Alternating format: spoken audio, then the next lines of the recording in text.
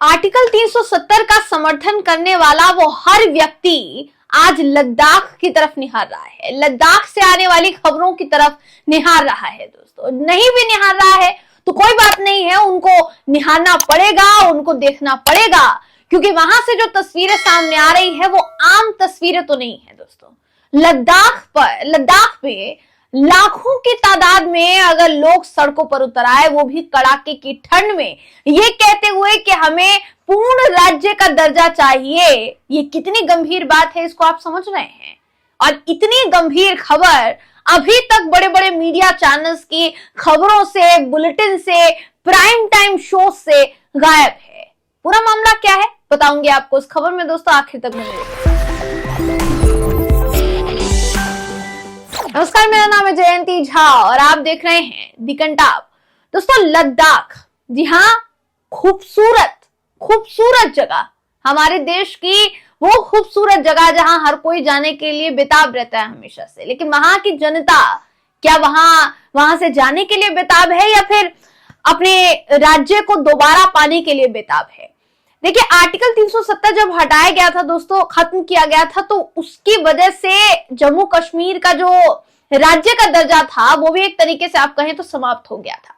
तब से लेकर अब तक वहां के जो लोग हैं वो इसको लेकर विरोध प्रदर्शन करते रहे हैं कि हमें पूर्ण राज्य का दर्जा चाहिए, क्योंकि इससे हमारी पहचान पर असर पड़ा है, इससे हमारी नौकरियों पर असर पड़ा है, इससे हमारे रहने सहने पर असर पड़ा है। हमारी पूरी जिंदगी एक ब्यूरोक्रेटिक कानून, एक ब्यूरोक्रेटिक संविधान के तहत बांध दी गई है। वो कब खत्म होगा हमें नहीं पता। ऐसे में जल्द से जल्द संसद में इस पर चर्चा होनी चाहिए और लेह और कारगिल, जी हाँ, इन दोनों को अलग अलग स्थान जो है मिलना चाहिए। ये जो पूरी बात है, पूरा जो मामला है, ये कहा गया है लेह और कारगिल को संसद में अलग अलग संसदीय सीटें मिलनी चाहिए, ये कहा गया है। अब इसको लेकर विरोध प्रदर्शन कितनी भारी तादाद में हुआ है, एक छोटा सा वीडियो क्लिप आपको दिखाना चाहूंगी। ये वीडियो क्लिप आप देखिए, समझिए दोस्तों कि कितना भयंकर विरोध प्रदर्शन लद्दाख में शुरू हो चुका है। आर्टिकल 370 क्या दोबारा बहाल होने जा रहा है? सवाल ये उठ रहा है। इसके बाद आपको खबर दिखाते हैं, ये खबर देखिए आप।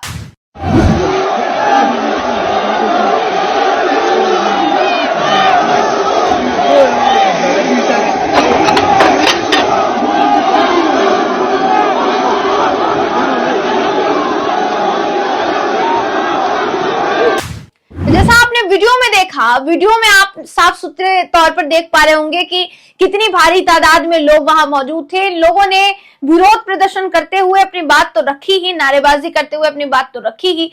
इसके अलावा इस भीड़ का, या कह लीजिए इतनी भारी तादाद का जनसैलाब का जो समर्थन कर रहे थे, उन्होंने भारतीय जनता पार्टी के मैनिफेस्टो को दिखाकर भी कहीं ना कहीं विरोध प्रदर्शन जो है किया।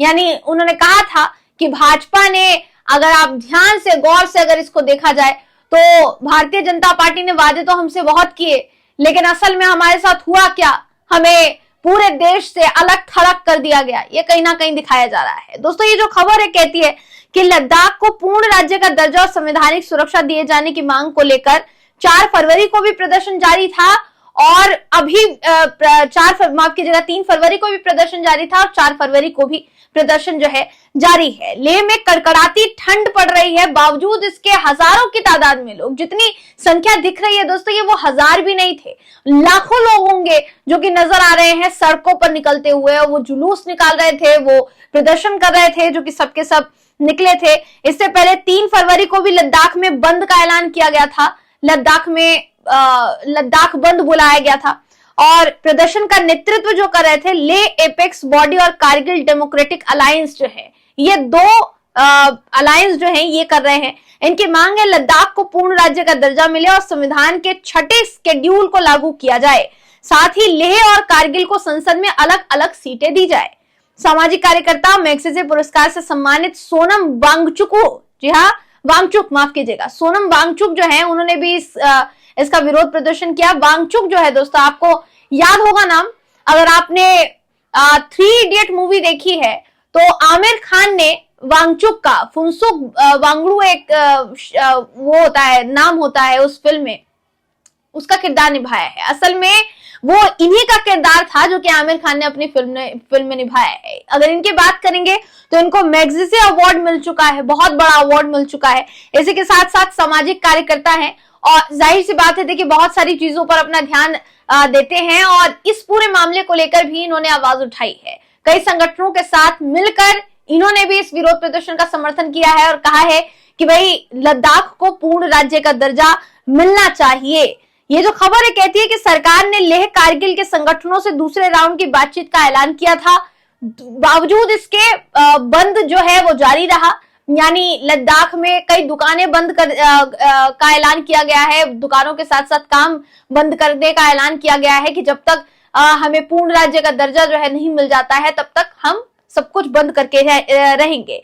केंद्र ने कुछ दिन पहले दोनों दलों के प्रतिनिधियों से 19 फरवरी को दूसरे राउंड की बातचीत करने का ऐलान किया था। 19 फरवरी अभी आई नहीं है दोस्तों, उससे पहले ये जितने भी संगठन हैं ये प्रदर्शन करते हुए नजर आ रहे हैं। एक तरीके से आप इसको सरकार पर दबाव बनाने की भी एक प्रतिक्रिया के तौर पर देख सकते हैं कि जब तक सरकार अगले राउंड की बातचीट के लिए नहीं बुलाती है तब तक विरोध प्रदर्शन किया जाए, सरकार पर दबाव बनाया जाए और जो मांग है उसको पूरा करवाया जाए।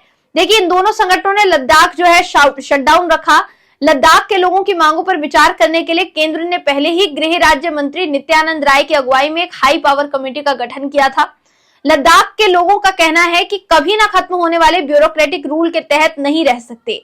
लोगों ने यह भी कहा कि सिर्फ पूर्ण राज्य का दर्जा मिलने के बाद ही उनकी मांगे जो है पूरी हो पाएंगी, जब वे राज्य के लिए खुद प्रतिनिधि चुन सकेंगे। यानी उनका कहना है भाई चुनाव होते नहीं हमारे यहाँ, हम एक ब्यूरोक्रेटिक राज्य में रह रहे हैं, चुनाव होना नहीं है, प्रतिनिधि हम खुद से चुन नहीं सकते हैं। ऐसी सरकार में क्या फायदा रहने का। और सबसे जरूरी बात जो उन्होंने कही कि भाई किसी भी कीमत पर, क्योंकि ऐसी सिचुएशन में तो हम नहीं रह सकते, तो किसी भी कीमत पर हमारे राज्य का पूर्ण दर्जा बहाल हो, यानी हमें पूर्ण राज्य का दर्जा जो है मिले लद्दाख को, ये उनकी मांग है। केंद्र ने लद्दाख में पहली बैठक जब की थी दोस्तों दिसंबर में और लेह और कारगिल की दोनों संस्थाओं से अपनी मांगे रखने के लिए कहा था, तो मांगे जो थी वो यही थी। 4 साल पहले केंद्र सरकार ने आर्टिकल 370 हटा दिया था। उसके बाद से अगर कहा जाए तो जम्मू और कश्मीर को अलग अलग केंद्र शासित प्रदेश बनाया गया था और लद्दाख को अलग केंद्र शासित प्रदेश बनाया गया था।